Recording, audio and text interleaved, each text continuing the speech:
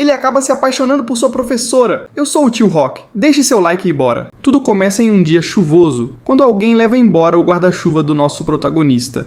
E ele decide esperar a tempestade passar, já que a princesa tem medo de se molhar. De repente, a presidente do conselho estudantil, chamada Suzune, aparece e o avisa que a escola está prestes a fechar. O Sato entende isso como um alerta para que ele vá embora logo. Mas o vice-presidente, chamado Kazuki, surge. Ele é o típico cara impecável e afirma que deixará o Sato usar seu guarda-chuva reserva. Eles perguntam se ele quer ir para casa com eles, e ele mal acredita que está tendo a chance de caminhar com os dois alunos mais populares e admirados da escola. Enquanto seguem pelo caminho, o Sato acaba perguntando se os dois são um casal. Ambos negam e dizem que os boatos de namoro são apenas rumores, já que passam muito tempo juntos no conselho estudantil. Logo depois, Suzune pergunta se o Sato tem planos para o futuro. Ele responde que pretende ficar recluso em casa, assistindo anime e engordando o quanto puder. Uma vida plena e maravilhosa. Suzune então confessa que também não tem planos, pois alcança seus objetivos com facilidade.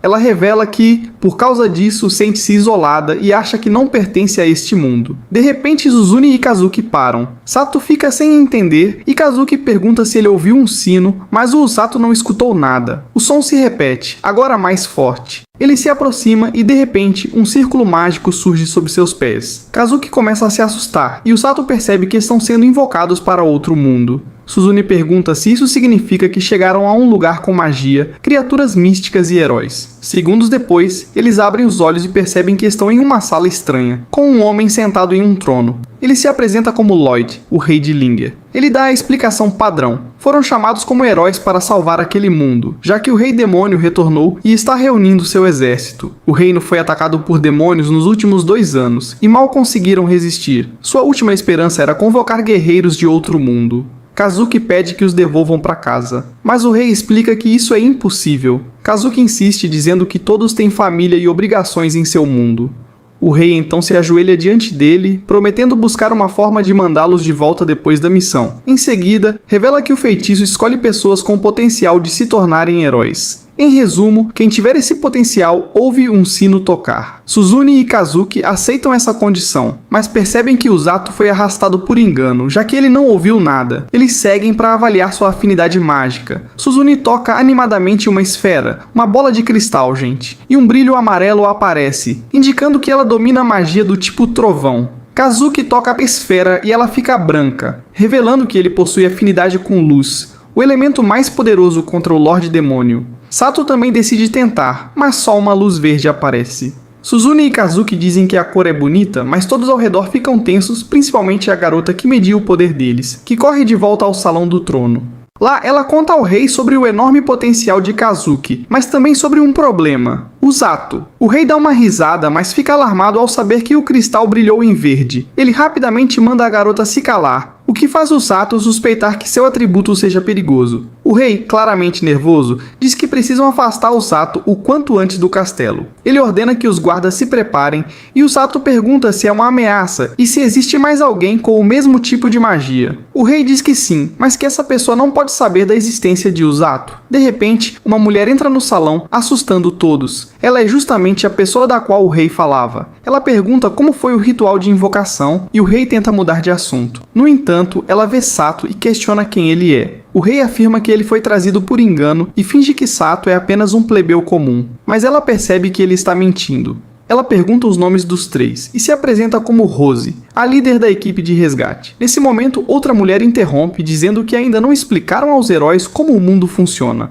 Rose então se prepara para partir, enquanto o rei respira aliviado. Mas o Sato quer entender o que significa seu atributo mágico. Ele pergunta o que representa a luz verde e, ao ouvir isso, Rose congela. Ela se vira e pergunta se ele realmente disse verde. Quando o Sato confirma, ela diz ao rei que vai levá-lo consigo. O rei entra em pânico e o Elsie lança um feitiço formando uma bolha mágica ao redor de Sato, forçando-o a sair do castelo. No entanto, Rose corre para fora com sua velocidade absurda. A bolha de Elsie atravessa a janela e tenta levar o Sato o mais longe possível, mas a velocidade e o poder de Rose são suficientes para alcançá-lo. Então, ela desfere um soco na bolha, quebrando-a, e o Sato acha que aquele é o seu fim. Porém, Rose o segura no ar e o resgata. Ela diz ao rei que vai transformar o Sato em um curandeiro decente e parte sem dar chance de resposta.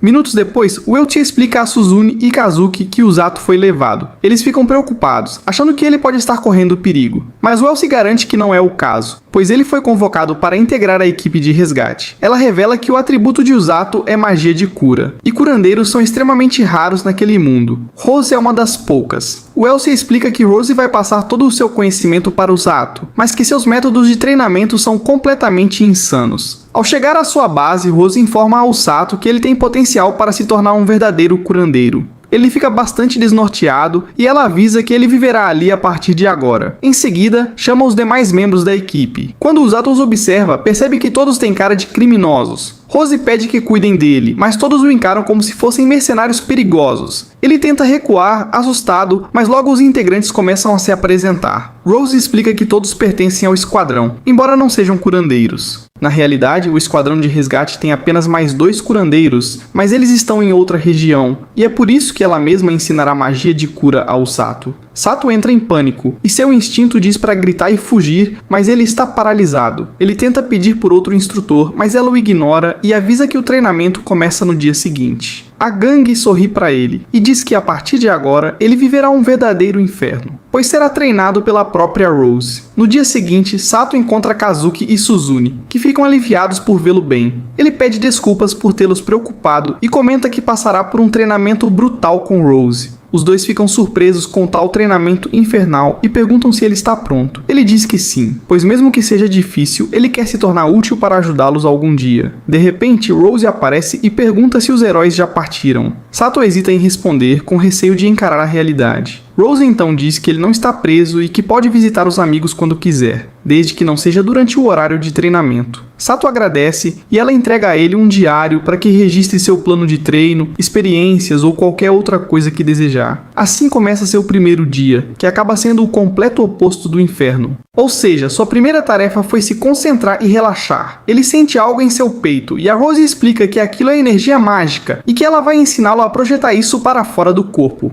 Após concluir esse exercício, a Rose o manda ler um livro. Com a ajuda de imagens, ela mostra onde estão atualmente, onde vivem os demônios e como os dois lugares são perigosamente próximos. Ela diz para ele estudar o livro, pois assim aprenderá sobre as nações, as raças e o funcionamento daquele mundo. O Sato começa a leitura achando tudo muito simples, mas os dias seguintes provaram o contrário. A Rose o obrigava a correr até cair de exaustão, e toda vez que suas pernas falhavam, ela dava um tapa com magia de cura e ordenava que ele voltasse a correr. O Sato se levantava e corria como se sua vida dependesse disso, mas ela deixava claro que, mesmo se ele morresse, ela o curaria só para forçá-lo a correr mais. O Sato acha que ela é completamente maluca e decide escrever sobre isso no diário. No 6º dia, a Rose disse que ele estava muito devagar e o humilhou, e ele terminou abraçando o chão.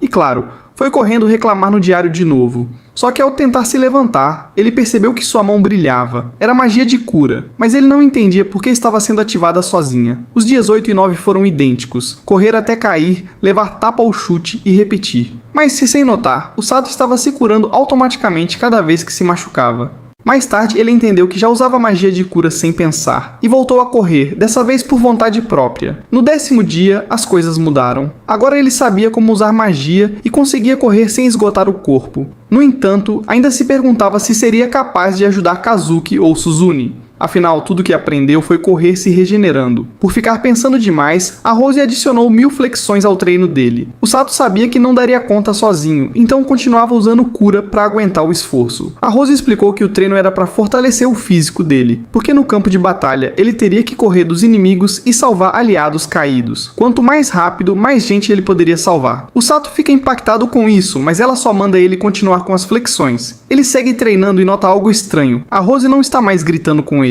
Isso deveria ser um alívio, mas na verdade o deixou assustado. Ele se acostumou rápido com a rotina e logo a Rose começa a adicionar pesos enquanto ele corre. Depois de mais de 20 dias, Kazuki e Suzune aparecem para visitá-lo, acompanhados da princesa e de um cavaleiro. Ao chegar, todos ficam boquiabertos ao ver o Sato fazendo flexões com a Rose sentada sobre uma pedra gigante em cima dele. Enquanto isso, Suzune fica corada ao observar o bíceps de Ken pulsar durante o treino. Kazuki, por outro lado, demonstra preocupação com o estado físico do amigo. De repente, o guarda real que acompanha a princesa e os dois heróis agarra Rose pela gola do uniforme. Sigus protesta furiosamente, dizendo que ela está destruindo tanto a mente quanto o corpo de Ken. Com total calma, Rose responde a Sig que ele pode guardar sua moral para si, pois será ela quem decidirá como Ken deve treinar. Afinal, ele está destinado a se tornar seu braço direito. Todos os presentes, inclusive o próprio Ken, ficam surpresos enquanto Rose continua explicando que Ken possui um fogo interior que o impede de desistir. Isso o torna o candidato ideal para ser seu aliado mais confiável.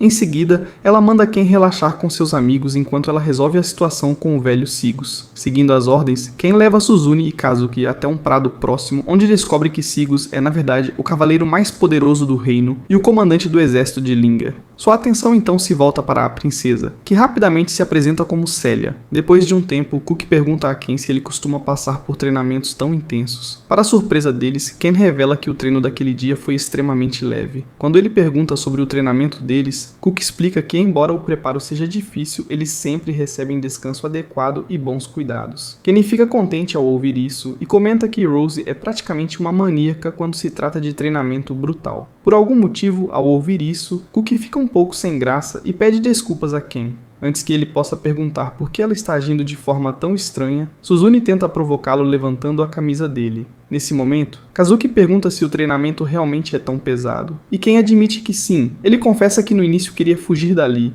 mas agora está começando a apreciar o treinamento. Satisfeito com a resposta, Kazuki decide que irá treinar ainda mais duro a partir de agora. No dia seguinte, Rose diz a Ken que eles vão sair. Sem esperar por resposta, ela ordena a um jovem cavaleiro chamado Thomas que abra o portão, pois quer mostrar a Ken o que existe além das muralhas. Mesmo tendo enfrentado um titã antes, Ken fica nervoso. Logo eles chegam a uma floresta conhecida pela intensa atividade de monstros. Sem pensar duas vezes, Rose simplesmente arremessa Ken em direção à mata, ordenando que ele casse alguns ursos para ela. Enquanto voa pelo ar, Ken percebe que provavelmente nunca receberá um carinho especial de uma garota feroz graças a Rose e seus métodos de treinamento pouco convencionais. Felizmente, ele se lembra de que agora pode usar a luz de cura. Assim, ativa a habilidade e consegue evitar ser esmagado ao cair.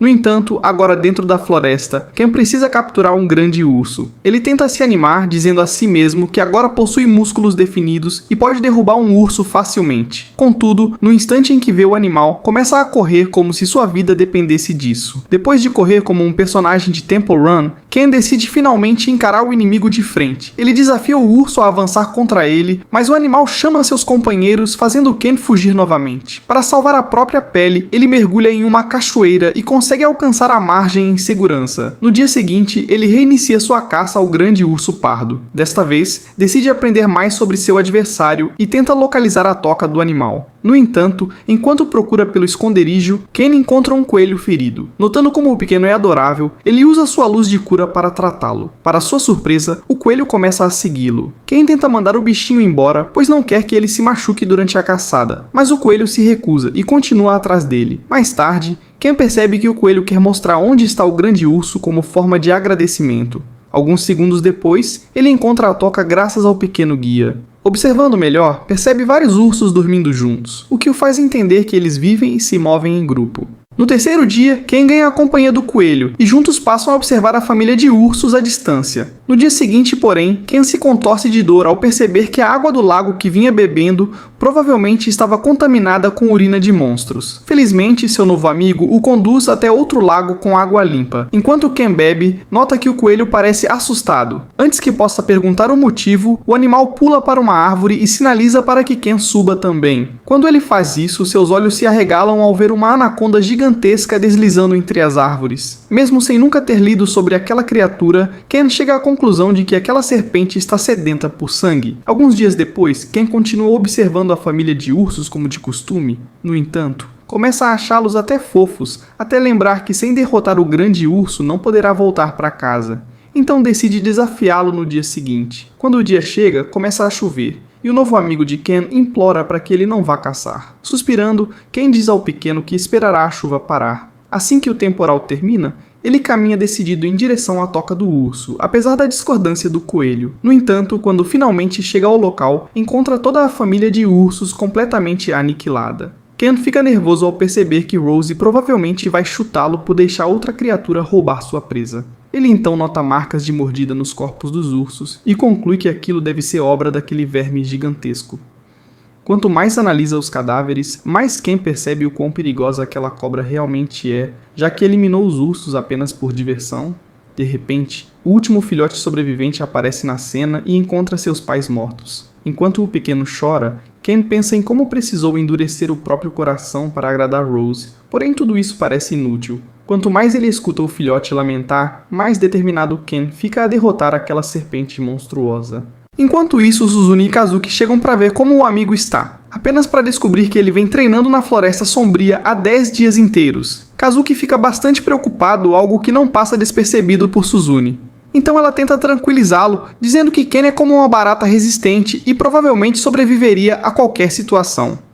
De volta à floresta, Ken treina como Muhammad Ali, preparando-se para seu confronto com a enorme cobra. Ele pede ao coelho que mostre o esconderijo do monstro e depois ordena que o pequeno corra assim que a luta começar. O coelho concorda e conduz Ken até a criatura. Para a surpresa dele, o filhote de urso já está lutando contra a cobra por causa do que ela fez com seus pais. Ken estremece ao ver o tamanho da serpente, mas logo percebe que ela ainda não parece tão assustadora quanto sua própria treinadora. Assim, ele reúne coragem e avança contra a cobra, conseguindo atingir um de seus olhos e cegá-la parcialmente. Para o desespero de Ken, o ferimento não impede a criatura de morder seu braço. Gritando de dor, ele ativa sua luz de cura, e mesmo sofrendo, força o corpo a apunhalar a cobra com tudo o que tem. Assim que o monstro solta seu braço, Ken começa a ficar tonto ao perceber que foi envenenado pelo veneno da serpente. Mesmo assim, Ken chama a cobra de trapaceira e declara que ela ainda não venceu, já que agora ele sabe como se curar do veneno. Com a determinação renovada, avança novamente. Desta vez, o filhote de urso a ajuda, e juntos finalmente conseguem derrubar a besta monstruosa. Enquanto Ken recupera o fôlego tentando estabilizar o próprio corpo, ele recebe carinho do filhote, mas de repente a cobra se levanta outra vez. O filhote, preocupado com Ken, tenta arrastá-lo para longe enquanto ele encara a morte de perto. Ken então se despede mentalmente de seus amigos e começa a xingar Rose em voz alta.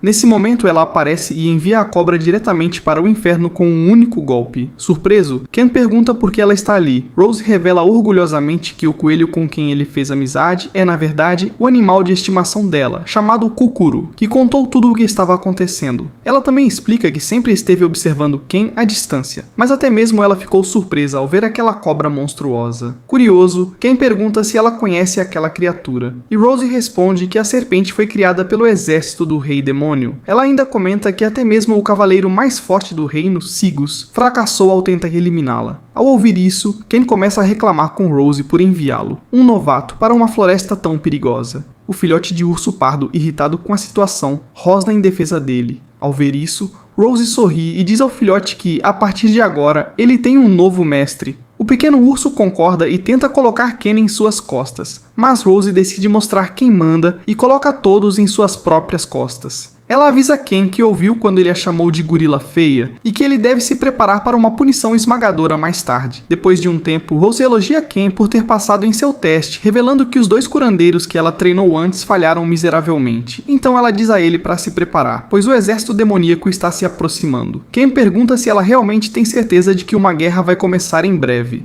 Rose confirma e ainda revela que ele ficará na linha de frente ao lado dela, curando os soldados feridos. Aterrorizado, Ken pergunta por que Tong e os outros NPCs não estarão lá também. Rose explica que existem outros 2 curandeiros, mas eles ficarão estacionados em outro local junto com Tong e o restante do grupo.